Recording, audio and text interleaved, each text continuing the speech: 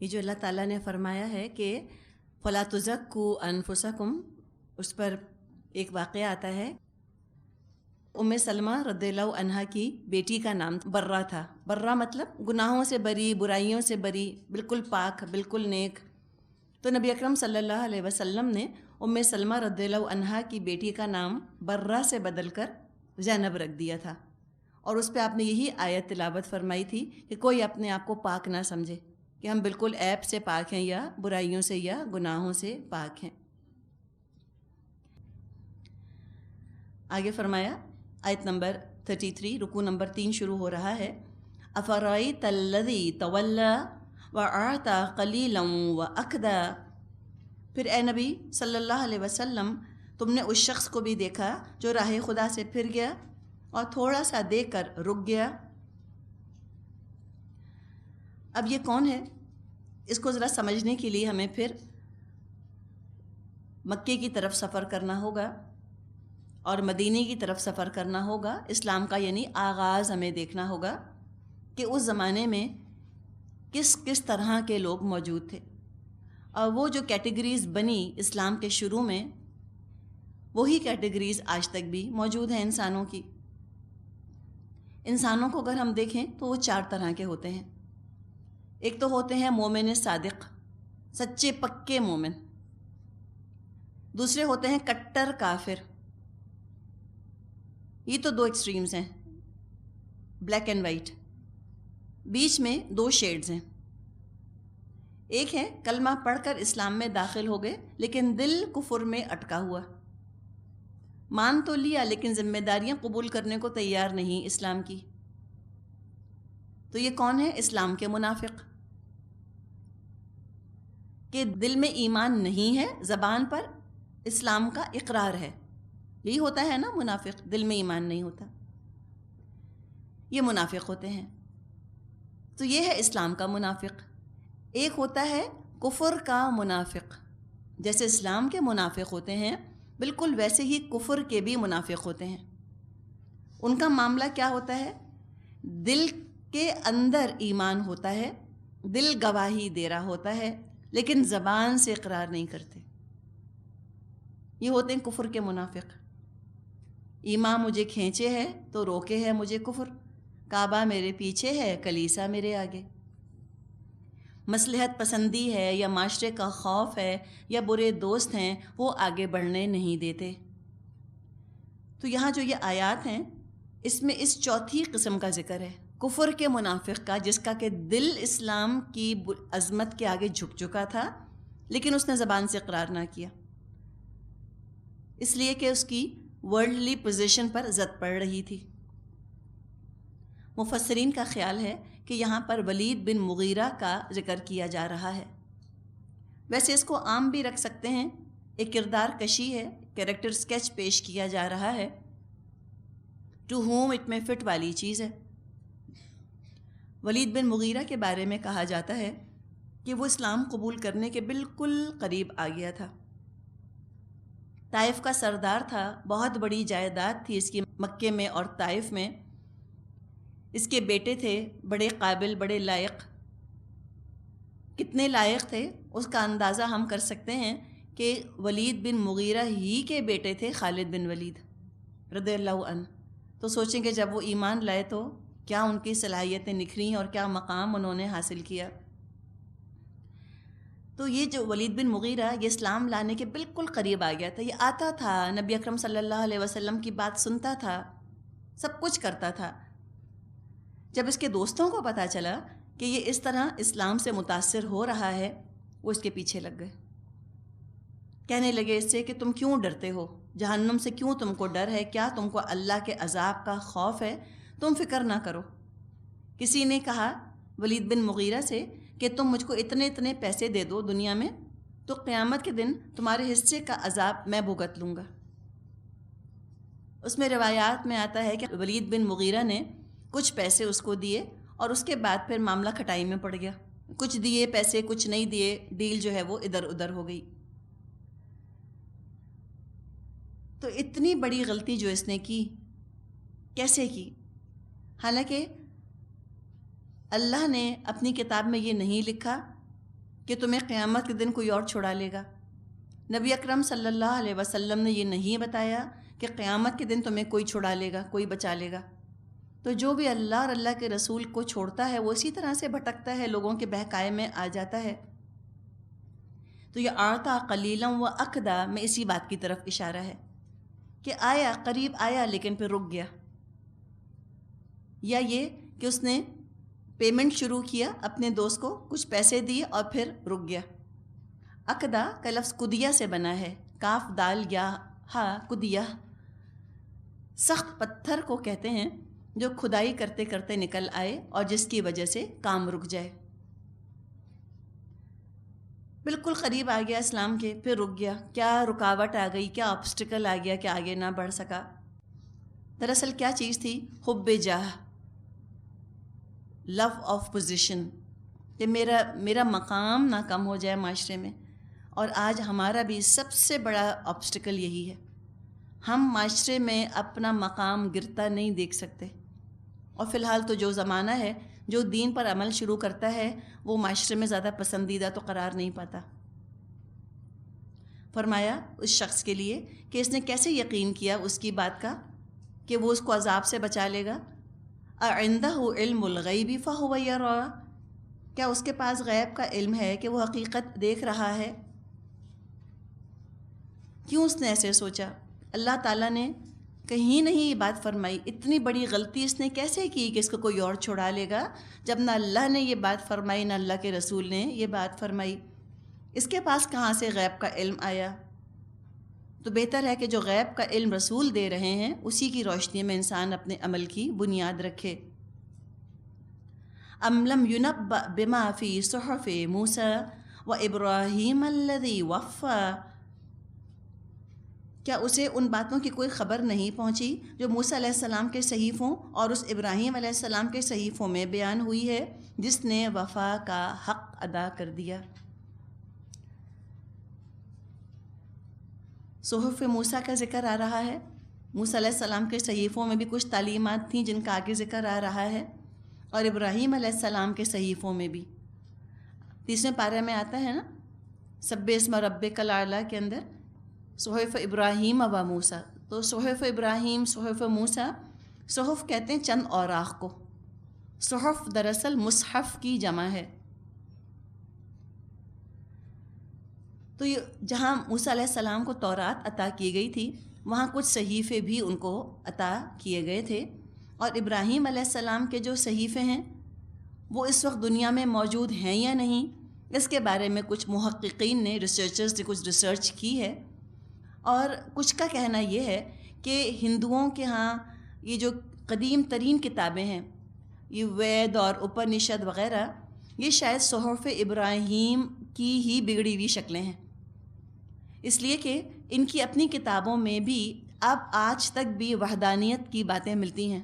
خاص طور پر ڈاکٹر ذاکر نائک جس طرح ان کی کتابوں کا تجزیہ آج کل کر رہے ہیں، تو ان کی باتیں جب انسان سنتا ہے تو وہ تو انہی کی کتابوں کے ریفرنسز دیتے ہیں، جس سے کہ وہ ثابت کرتے ہیں کہ دیکھو تمہاری اپنی کتابوں میں، ہندوؤں کی اپنی کتابوں میں ایک اللہ کا ذکر ہے، اور ہندوؤں کی اپنی کتابوں میں نبی اکرم صلی اللہ علیہ وسلم کی آمد کی خبر دی گئی ہے۔ تو جو مختلف یہ مشاہدات ہیں، جو یہ ثبوت ہیں، ان کی روشنی میں کچھ ریسرچرز کا، محققین کا کہنا یہ ہے کہ ہندوؤں کی کتابیں ہی دراصل صحف ابراہیم ہیں، بس اس کے اندر تحریف ہو گئی ہے۔ اور برہما جو لفظ ہے ہندوؤں کا، برہمن بھی وہ کہتے ہیں کہ ابراہیم ہی کی بگڑی ہوئی شکل ہے، واللہ اعلم۔ تو ابراہیم علیہ السلام کا ذکر کیا گیا، کون ہے وہ؟ الذی وفا، وفا کا مطلب ہوتا ہے پورا پورا حق ادا کر دینا، پورا پورا حق ادا کر دینا۔ ابراہیم علیہ السلام نے تو وفاداری کا حق ادا کر دیا۔ ہو نہیں سکتا کہ ابراہیم علیہ السلام کا ذکر آئے اور اللہ تعالیٰ ان کے شان میں تعریفی کلمات بیان نہ فرمائے۔ اتنا لگتا ہے کہ اللہ تعالیٰ کو ٹوٹ کے پیار آتا ہے ابراہیم علیہ السلام کے اوپر، اسی کہ جہاد بھی تو بڑا سخت انہوں نے کیا تھا۔ اب کیا تھا صحف ابراہیم اور صحف موسیٰ میں؟ اللہ تزر وازرۃ وزر اخری، وَأَن لَّيْسَ لِلْإِنسَانِ إِلَّا مَا سَعَىٰ، یہ کہ کوئی بوجھ اٹھانے والا دوسرے کا بوجھ نہیں اٹھائے گا، اور یہ کہ انسان کے لیے کچھ نہیں ہے مگر وہ جس کی اس نے خود سعی کی، خود کوشش کی۔ یہ تعلیمات صرف نبی اکرم صلی اللہ علیہ وسلم کے ذریعے لوگوں کو نہیں دی گئیں، بلکہ پچھلے انبیاء کے ذریعے بھی یہی تعلیمات لوگوں تک پہنچائی گئیں کہ تم خود عمل کرو، کسی اور کی سفارش، کسی اور کے عمل پر اپنے نجات کی بنیاد مت رکھو۔ یہ مت سوچو کہ ہم فلاں کا دامن پکڑ کے جنت میں داخل ہو جائیں گے، یہ نہ سوچو۔ ہر شخص کے کیے کی ذمہ داری اس کے اپنے اوپر ہے۔ قیامت کے دن کوئی دوسرا والنٹیئر بھی کرے، اپنے آپ کو پیش بھی کرے، تو وہ کسی کا بوجھ اپنے اوپر نہ لے سکے گا۔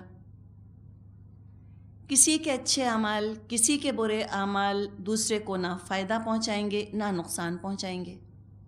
یہ تو کیٹیگوریکل بات ہے جو یہاں فرمائی گئی ہے، اللہ تزر وازرۃ وزر اخری، کوئی کسی کا بوجھ نہیں اٹھائے گا۔ وَأَن لَّيْسَ لِلْإِنسَانِ إِلَّا مَا سَعَىٰ، انسان کے لیے کچھ نہیں مگر جس کی خود اس نے کوشش کی، کسی اور کے اعمال اس کو کوئی فائدہ نہ دیں گے۔ تو یہاں یہ بات فرمائی گئی ہے۔ اب ان آیات کو ایک طرف رکھتے ہیں اور دوسری طرف ہم ایصال ثواب کے بارے میں سوچتے ہیں کہ ایصال ثواب کی پھر کیا حقیقت ہے۔ اسی طرح استغفار، وہ بھی تو بخشش کی دعا ہے نا، مردہ تو مردہ ہے، ایک شخص دنیا سے چلا گیا، جو پیچھے لوگ زندہ ہیں وہ اس کے لیے دعا کر رہے ہیں کہ اللہ اس کو بخش دے، تو کیا ان کی دعا سے اس کو فائدہ ملے گا یا نہیں ملے گا؟ اب ہمیں سوال یہ دیکھنا ہے، اس کو ہمیں حل کرنے کی کوشش کرنی ہے۔ تو جواب اس کا یہ ہے کہ یہاں پر یہ آیات ہیں، دوسری طرف ایصال ثواب کا تصور ہے۔ تو کن کن چیزوں کے ذریعے ایصال ثواب کیا جا سکتا ہے؟ وہ چیزیں جو کتاب اور سنت سے ثابت ہیں وہ کی جا سکتی ہیں۔ بالکل آپ دیکھیں، جیسے کہ شفاعت کی کلی نفی آتی ہے نا قرآن کے اندر، کوئی شفاعت نہ ہوگی قیامت کے دن، لیکن اللہ کی شرط کے ساتھ کچھ کی اجازت آتی ہے نا، اللہ آتا ہے سوائے یہ کہ اللہ اجازت دے اور اللہ اس کے لیے راضی بھی ہو، جس کی شفاعت کی جا رہی ہو تو شفاعت ہوگی۔ احادیث میں بھی ہم کو شفاعت کے موضوع پر کچھ باتیں ملتی ہیں۔ تو جہاں شفاعت کی کلی نفی ہے وہاں استثنائی کیفیت بھی موجود ہے، ایکسیپشنز بھی بتا دیے گئے ہیں کہ ان کو شفاعت کی اجازت دی جائے گی اور شفاعت چند کنڈیشنز کے ساتھ ہوگی۔ بالکل اسی طرح ایصال ثواب کا جہاں تک تعلق ہے، یہاں تو کلی نفی آ رہی ہے نا، ایبسلیوٹ ڈینائل، کوئی کسی کا عمل کسی کو فائدہ نہیں دے سکتا، لیکن اس کے بھی ایکسیپشنز ہیں، اور ایکسیپشنز ہمیں، وہ استثناءات ہمیں کہاں سے پتہ چلیں گے؟ خود قرآن سے اور نبی اکرم صلی اللہ علیہ وسلم کی احادیث سے۔ لہٰذا ایصال ثواب کے بارے میں ہمیں بس وہی طریقے اختیار کرنے ہیں جو کہ سنت سے ثابت ہیں، اس کے علاوہ ہمیں ادھر ادھر کہیں نہیں جانا۔ تو کیا کیا چیزیں ہیں جو کتاب اور سنت سے ثابت ہیں؟ استغفار کیا جا سکتا ہے، وہ بھی مردے کو فائدہ دیتا ہے، اور صدقہ خیرات بھی مردے کو فائدہ دیتا ہے۔ اب دیکھیں ایصال ثواب کیا مطلب، کہ کسی نے خود ثواب حاصل کیا ایک کام کا اور اس کو دوسرے کی طرف پہنچا دیا، ٹھیک ہے نا، یہ مطلب ہے نا ایصال، کیا وصل سے بنا ہے، آپ نے کسی تک اس ثواب کو پہنچا دیا، پہلے خود حاصل کیا وہ ثواب، اور خود حاصل کرنے کے بعد آپ نے دوسرے کو پہنچا دیا۔ اب جہاں تک یہ ثواب کا تعلق ہے تو ثواب کے کام تین طرح کے ہوتے ہیں۔ ایک تو خالص بدنی عبادت، پیورلی فزیکل عبادت ہوتی ہے، جیسے کہ روزہ ہے، جیسے کہ نماز ہے، جیسے کہ قرآن پڑھنا ہے، یہ کیا ہے؟ یہ خالص بدنی عبادتیں ہیں۔ دوسری قسم عبادت کی ہے خالص مالی عبادت، پیسہ خرچ کرنا، کسی کو کھانا کھلا دینا، کسی کو کپڑا پہنا دینا، اس کی کوئی ضرورت پوری کر دینا پیسہ دے کر، علاج کروا دینا کسی کا، یہ خالص مالی عبادات ہیں۔ جو ثواب کے کاموں کی تیسری قسم ہے وہ مرکب ہے، کمپاؤنڈ ہے، اس میں جسمانی عبادت بھی شامل ہے اور مالی عبادت بھی۔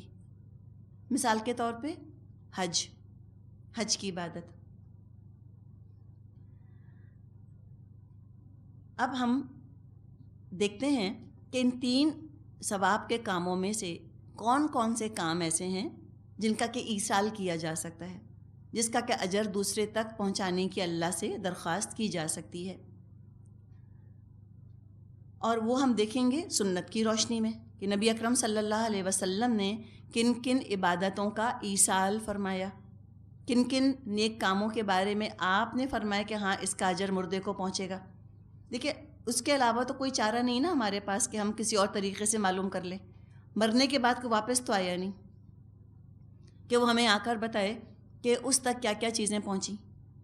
ہم کو نبی اکرم صلی اللہ علیہ وسلم ہی کی بات پر بھروسہ کرنا ہوگا کہ کیا چیز مردے کو پہنچتی ہے اور کیا چیز مردے کو نہیں پہنچتی۔ تو آپ دیکھیں ایک چھوٹا سا جوڑا بھی، معمولی سا جوڑا بھی اگر آپ کو یہاں سے بھیجنا ہے، مثال کے طور پہ امریکہ، تو آپ یہ دیکھنا چاہتی ہیں نا کہ میں کس طریقے سے بھیجوں کہ وہ پہنچ جائے۔ آپ نے یہاں سے بھیجا، وہ نہیں پہنچا، آپ کی محنت ضائع گئی، آپ کا پیسہ ضائع گیا، آپ کو مایوسی ہوئی، نا امیدی ہوئی، نہ آپ کا فائدہ ہوا نہ اس کا فائدہ ہوا جس کو آپ نے بھیجا تھا، دونوں کا ہی نقصان ہوا نا۔ جس کو بھیجا اس کو ملا نہیں، آپ نے بھیجا محنت کر کے، پیسہ خرچ کر کے، آپ کا نقصان ہی نقصان ہوا، آپ کے پاس سے بھی وہ چیز چلی گئی۔ تو جب دنیا میں ہم یہ معاملہ دیکھتے ہیں تو پھر آخرت کا معاملہ تو اور زیادہ حساس ہے، بڑا سینسٹیو ہے۔ ایسی ظن کی گمان پر ہم نہیں کر سکتے کہ اچھا میرا خیال ہے میں یہ بھیج دیتی ہوں تو وہ ضرور مردے کو مل جائے گا۔ کیسے آپ نے خیال کیا؟ آپ کو کیسے پتا؟ ہم بھی جب بھیجتے ہیں کوئی چیز تو ہم کوئی ٹی سی ایس کے ذریعے سے بھیجتے ہیں، کسی مستند یا معتبر انسان کے ہاتھ بھیجتے ہیں۔ کبھی ایسا نہیں ہے، دیکھا ہوگا آپ نے کہ کوئی ایئرپورٹ پہ جا کر کھڑا ہو گیا اور جو جہاز میں لوگ بیٹھ رہے ہیں ان کے ہاتھ پکڑا دی وہ چیز کہ بھئی تم بھائی ذرا یہ لے جانا، میری بہن کو پہنچا دینا۔ کبھی کیا اس طرح سے؟ کبھی کہا کہ نہیں میرا خیال ہے یہ پہنچا ہی دے گا۔ کبھی بھی ہم اتنا کمپلیسنٹ نہیں ہوتے۔ لیکن دنیا میں تو ہم اتنے محتاط ہیں، آخرت کے بارے میں ہم دیکھتے ہیں کہ ہم انتہائی غیر محتاط ہیں۔ جس چیز کے بارے میں ہمیں خیال آتا ہے کہ یہ چیز پہنچے گی، ہم سمجھتے ہیں پہنچ گئی۔ کوئی تحقیق نہیں کرتے، کوئی معلومات نہیں کرتے، کوئی طریقہ، کوئی ذریعہ معلوم کرنے کی ہم کوشش نہیں کرتے، صرف ہم ظن کی بنیاد پر کام کرتے ہیں۔ ہم کہتے ہیں میرا خیال ہے یہ پہنچتا ہے، یا فلاں کا خیال ہے کہ یہ پہنچتا ہے۔ تو ہم کو اس طرح ظن کے پیچھے نہیں جانا بلکہ ہمیں یقین کی بات کرنی ہے۔ یقینی طور پہ بات یہ ہے کہ مالی عبادت کا ثواب میت کو پہنچایا جا سکتا ہے۔ نبی اکرم صلی اللہ علیہ وسلم سے یہ بات ثابت ہے۔ آپ مرنے والے کے لیے صدقہ کریں، خیرات کریں، اس کا اجر اس کو ملے گا۔ اب دوسری پر آتے ہیں مرکب عبادت کے اوپر، مثال کے طور پہ حج۔ اگر میت کا اپنا ارادہ، اپنی نیت تھی حج کرنے کی اور وہ نہ کر سکا تو وارث اس کی جگہ حج کر سکتے ہیں۔ بخاری اور مسلم میں روایت موجود ہے، خلاصہ یہ ہے کہ ایک عورت تھی، اس نے آ کر کہا نبی اکرم صلی اللہ علیہ وسلم سے کہ میرا باپ بوڑھا ہے، سواری پر بیٹھنے کے قابل نہیں ہے اور اس نے حج ابھی تک نہیں کیا، تو کیا میں اس کی جگہ حج کر سکتی ہوں؟ یہ اس طرح کے الفاظ تھے۔ تو آپ نے فرمایا کہ ہاں تو کر لے۔ ایک اور شخص کا بھی ہوا، آپ نے کہا اچھا اگر تیرے باپ کا کسی پہ قرض ہوتا تو ادا کرتا؟ اس نے کہا ہاں جی میں ادا کرتا۔ تو آپ نے کہا کہ پھر تو اپنے باپ کا فرض پورا کر، یعنی حج کر اس کی طرف سے، جس کو کہ ہم حج بدل کہتے ہیں نا، تو حج بدل کیا جا سکتا ہے۔ یہ جو ہم نے بات کی قرض والی، تو اس کا بھی ذکر آتا ہے کہ کسی نے آ کر کہا کہ میری ماں نے نظر مانی تھی لیکن نظر ماننے کے بعد وہ مر گئی اور نظر پوری نہ کر سکی، تو نبی اکرم صلی اللہ علیہ وسلم نے فرمایا کہ اگر قرض ہوتا تو ادا کرتی؟ اس نے کہا ہاں۔ تو فرمایا کہ اللہ مستحق ہے اس کا کہ تو اس سے کیا ہوا وعدہ، یعنی اللہ سے کیا ہوا وعدہ پورا کیا جائے۔ تو اس طرح حج بدل کیا جا سکتا ہے۔ یہ تو دو چیزیں صریحاً ہم کو نبی اکرم صلی اللہ علیہ وسلم کی احادیث کی روشنی میں پتہ چلتی ہیں۔ اب ایک چیز رہ گئی ہے، خالص بدنی۔ اگر کسی کے فرض روزے چھٹ گئے ہیں تو کیا کیا جائے؟ یا کسی نے روزوں کی نظر مانی تھی پھر روزے نہ رکھے تو کیا کیا جائے؟ اس کے بارے میں ہمیں دو آراء ملتی ہیں۔ عائشہ رضی اللہ عنہا فرماتی ہیں کہ جو شخص مر جائے اور اس کے ذمے کچھ روزے ہوں تو اس کی طرف سے اس کا ولی وہ روزے رکھ لے۔ بخاری اور مسلم میں نبی اکرم صلی اللہ علیہ وسلم کے یہ الفاظ ہیں کہ اگر اس کا ولی چاہے تو رکھ لے۔ ٹھیک ہے؟ کچھ کا خیال ہے کہ یہ بات جو ہے کہ ولی روزے رکھے مردے کی طرف سے، یہ ابتدائی دور کی بات تھی، بعد میں اس چیز کو منسوخ کر دیا گیا۔ اور اس کا حوالہ وہ دیتے ہیں عبداللہ بن عمر کے قول سے کہ انہوں نے فرمایا کہ نبی اکرم صلی اللہ علیہ وسلم کا ارشاد ہے کہ اپنے مردوں کی طرف سے روزے نہ رکھو بلکہ کھانا کھلاؤ۔ مردوں کی طرف سے روزے نہ رکھو بلکہ کھانا کھلاؤ۔ اور یہ بھی ہے کہ میت کی طرف سے روزہ نہ رکھا جائے۔ تو ہمیں یہ دو بالکل مختلف اقوال مل رہے ہیں، ایک عائشہ رضی اللہ عنہا کا اور ایک ابن عمر کا رضی اللہ عنہ کا۔ تطبیق یوں کر سکتے ہیں کہ ہو سکتا ہے شروع میں اجازت ہو لیکن آخری حکم یہی ہو۔ اچھا، اس میں بھی پھر ہم ذرا سا اگر دیکھیں کہ ایک شخص ہے وہ رمضان میں بیمار ہوا، اس میں اس کے 20 روزے 25 روزے چھوٹ گئے، تو چلیں جو اس کے ورثاء ہیں، اولاد ہے، اولاد اس کے 20-25 روزے رکھ سکتی ہے، فرض روزے چھٹے تھے نا، وہ اتنا مشکل کام نہیں ہے۔ اب اگر ایک شخص تھا اس نے 25 سال سے روزے نہیں رکھے یا اس نے 40 سال روزے نہیں رکھے، تو 40 سال کے روزے وارث کیسے رکھیں گے؟ بہت مشکل ہے، ناممکن ہے، نہیں کر سکتے یہ کام۔ تو حالات بھی دیکھے جا سکتے ہیں کہ بھئی کتنے روزے مسنگ ہیں، کتنی مجبوری تھی، یا اگر کوئی روزہ نہیں رکھ سکتا تو اس کا روزوں کا فدیہ دے دینا چاہیے۔ تو یہ ایک چیز ہے جو کہ ہمارے سامنے آتی ہے۔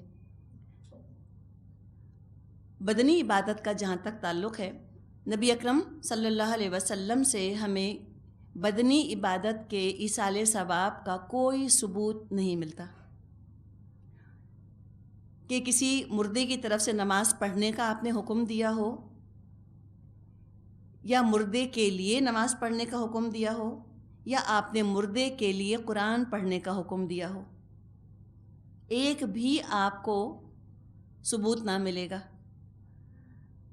آپ دیکھیں کہ اتنا سارا قرآن تو نازل ہو چکا تھا، سورہ یاسین تو مکے میں نازل ہو چکی تھی، سورہ بقرہ ہجرت کے فوراً بعد تقریباً پوری نازل ہو چکی تھی، لوگوں کا انتقال تو ہوتا تھا، شہادت کی موت بھی لوگ مرتے تھے اور عام قدرتی موت بھی لوگوں کو آتی تھی۔ کسی کے لیے نبی اکرم صلی اللہ علیہ وسلم نے نہیں فرمایا کہ تم ایصال ثواب کرو، جتنا بھی قرآن نازل ہوا ہے تم اس کے لیے پڑھ دو۔ قرآن خوانی جس کو کہ ہم کہتے ہیں، جو کہ آج ہمارے ہاں موت کے ساتھ لازم اور ملزوم قرار پا گئی ہے، قرآن خوانی، اس کا ثبوت آپ کو دور دور نہ ملے گا۔ قرآن خوانی یہ تو خود عربی لفظ ہی نہیں، فارسی لفظ ہے خوانی، یہ عربی کا تو لفظ ہی نہیں ہے۔ تو یہ ایک رسم جو آج بن گئی ہے ایصال ثواب کے لیے قرآن ختم کروانا، اس کا ثبوت ہمیں نہیں ملتا۔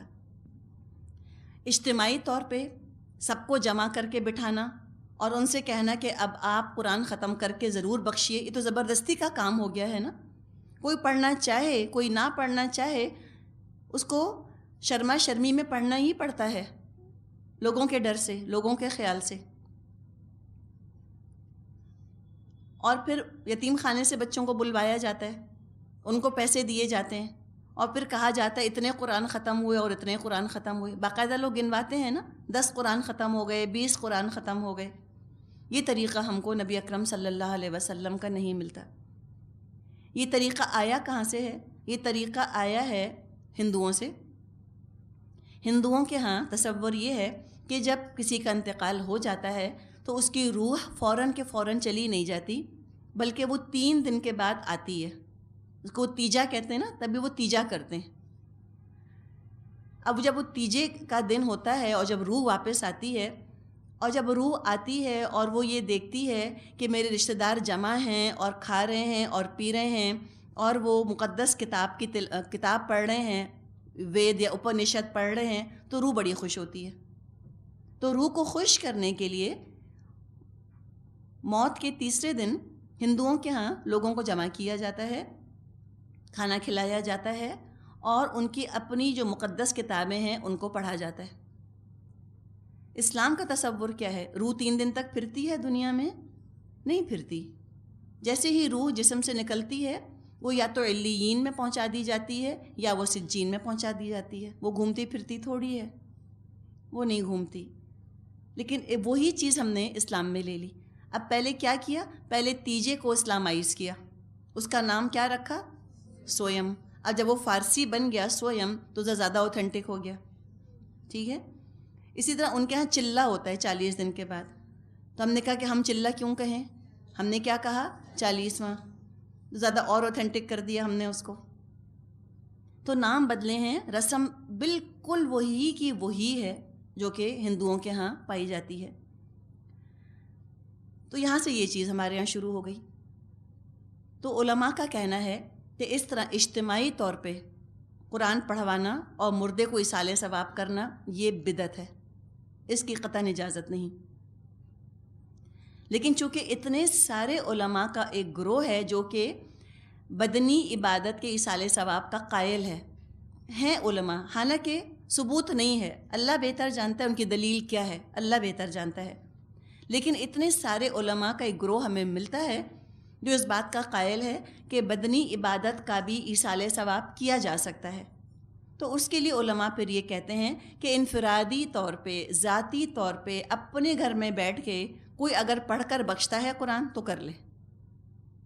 ٹھیک ہے. تو یہ ہم کو کہتے ہیں نا اس کو ہیپی میڈیم. یہ ہیپی میڈیم نیو بن گیا. کوئی چاہتا ہے کسی مسلمان کو بدنی عبادت کا ثواب پہنچانا، اپنے گھر میں بیٹھے قرآن پڑھے اور خاموشی کے ساتھ بخش دے. اپنے گھر میں بیٹھے نماز پڑھے اور بخش دے. اس کے لیے مجلس جمع کرنا، مجلس اس کے لیے سجانا، سب کا مل کر ایک کام کرنا، اس کی وہ اجازت نہیں دیتے. مسئلہ یہ ہو گیا ہے کہ حصول ثواب کے بجائے ایصال ثواب پر اب زور زیادہ ہو گیا ہے. اپنی زندگی میں بجائے کہ خود قرآن کو پڑھیں اور خود قرآن کو سمجھیں، اب تو تکیہ اس بات پر ہو گیا ہے کہ ہم جب مر جائیں گے تو لوگ ہمیں قرآن پڑھ کے بخش دیں گے. تو جب لوگوں کو قرآن پڑھ کے ہمیں بخشنا ہے تو ہمیں محنت کرنے کی کیا ضرورت ہے؟ ہم کیوں کھپائیں اپنے آپ کو، کیوں لگائیں؟ اگر کسی کو یقین ہو کہ میں مر جاؤں گی، میرے مرنے کے بعد میرے گھر والے 100 قرآن پڑھوا کے مجھے بخش دیں گے تو بس کافی ہو گیا میرے لیے. اسلام یہ نہیں چاہتا. اسلام کیا چاہتا ہے کہ ہر نیکی میں انسان کا اپنا حصہ، اپنی پارٹیسپیشن ہونی چاہیے. نیکی انسان کی اپنی ذات سے پرپیچویٹ کرے. اگر آپ نے کسی کو قرآن پڑھنا سکھا دیا، وہ جب تک قرآن پڑھتا رہے گا آپ کو اجر ملے گا. آپ نے اولاد کو نماز روزے کا پابند بنا دیا، جب تک اولاد نماز روزہ کرتی رہے گی اجر ملے گا. ایک اور ہمارے یہاں بات جو ذہنوں سے اوجھل ہو جاتی ہے وہ یہ کہ اولاد تو ہے ہی صدقہ جاریہ. اولاد جو نیک کام کرتی ہے اس کا اجر والدین کو ملتا ہے. حدیث میں یہ مضمون آتا ہے کہ موت کے ساتھ انسان کے اعمال کا سلسلہ منقطع ہو جاتا ہے، ڈسکنیکٹ ہو جاتا ہے. بس 3 چیزوں کا اجر اس کو ملتا رہتا ہے. کوئی صدقہ جاریہ جو اس نے شروع کر دیا، کسی اچھی جگہ پیسہ لگا دیا، کوئی کنواں کھدوا دیا، کوئی ہاسپٹل بنوا دیا اور وہاں پہ مخلوق فائدہ اٹھا رہی ہے، اس کا اس کو اجر قبر میں بھی ملتا رہے گا. دوسرے نافع علم، کوئی اچھا علم کسی کو سکھا دیا. اور نافع علم میں کچھ بھی ہو سکتا ہے، دین کا علم یا دنیا کا علم، اور اس سے مخلوق کو فائدہ پہنچ رہا ہے، وہ بھی صدقہ جاریہ ہے. اور تیسری چیز نیک اولاد. نیک اولاد جو عمل کرتی ہے اس کا اجر والدین کو ملتا ہے، اس لیے کہ اولاد انسان کا انویسٹمنٹ ہے. ہم وقت بھی لگاتے ہیں اولاد پر اور پیسہ بھی لگاتے ہیں. تو اولاد تو انویسٹمنٹ ہے.